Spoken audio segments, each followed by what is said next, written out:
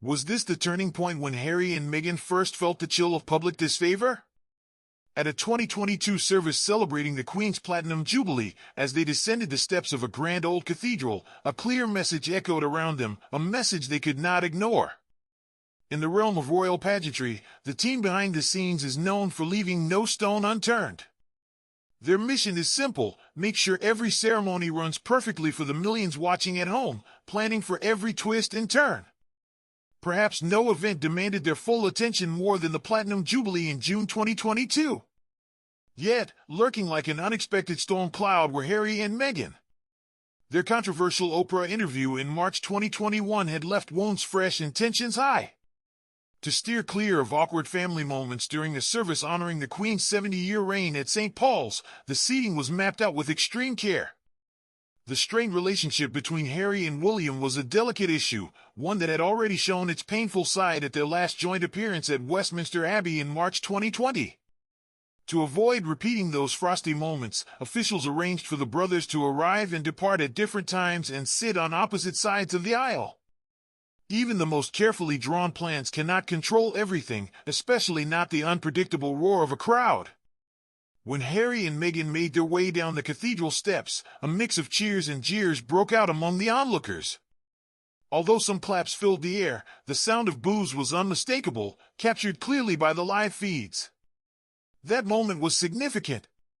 It was the couple's first joint official outing since stepping away from their royal roles, and the first time the public made its displeasure known in such a clear way.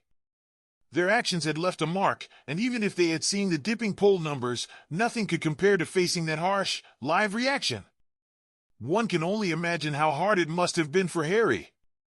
Once the poster boy of a modern, charming prince, handsome, courageous, and with a laugh that lit up a room, the sounds that once heralded his arrival had now turned into jeers.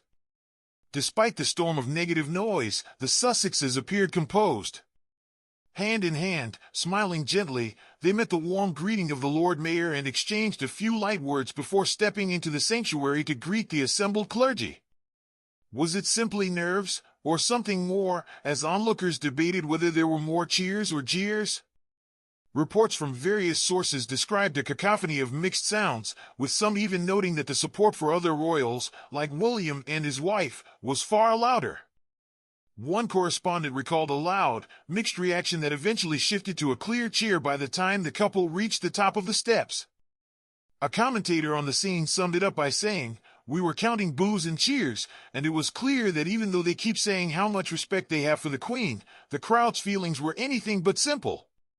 Back at home, the Queen watched the unfolding scene on television, unable to attend because of her fragile health. As Harry and Meghan walked slowly down the long aisle, every guest leaned forward, trying to catch a glimpse of the couple's search for their seats. Instead of landing in the front row, they found themselves placed in the second row, a subtle yet telling reminder of their diminished role in the royal picture.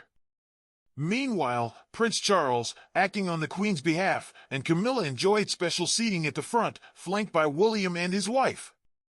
The distance set between Harry and his immediate family helped keep the service focused on the celebration of the Queen's 70 years, avoiding any further awkward moments.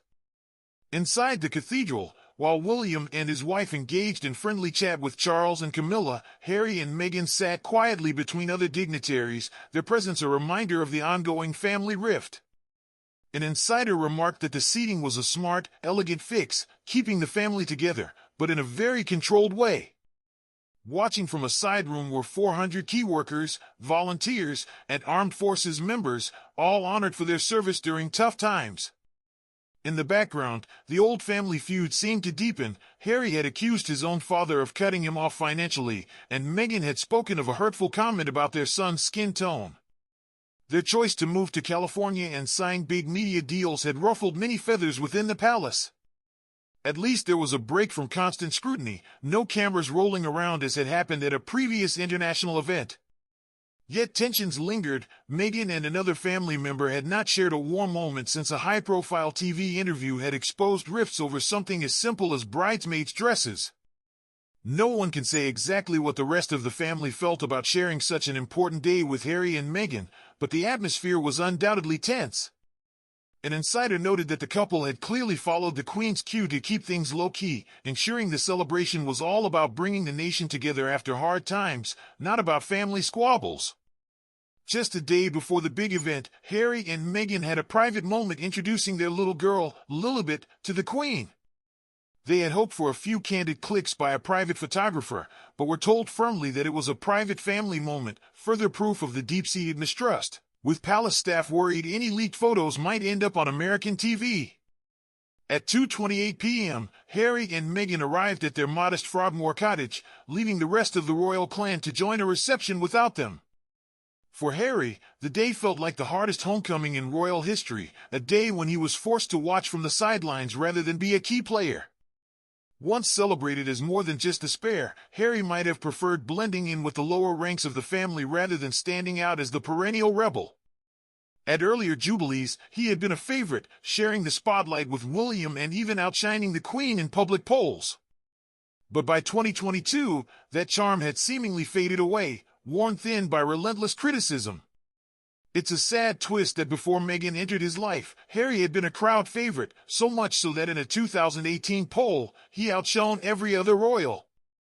With Meghan by his side, things changed dramatically.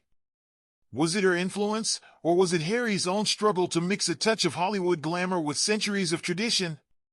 Instead of embracing change and using her gifts to help renew the monarchy, they chose a path of celebrity excess in sunny California, a move that many royal experts say was a rejection of his heritage. One can't help but wonder, did the cold reception on the steps make him pause and reflect on the life he left behind? Since that fateful day, there's been no sign of the family coming back together, nor any warmth from a once loyal public. Harry now lives in self-imposed exile on the West Coast, far enough away that the boos can no longer reach him, but the echoes of that day still linger. What does the future hold for a prince who once captured the nation's heart?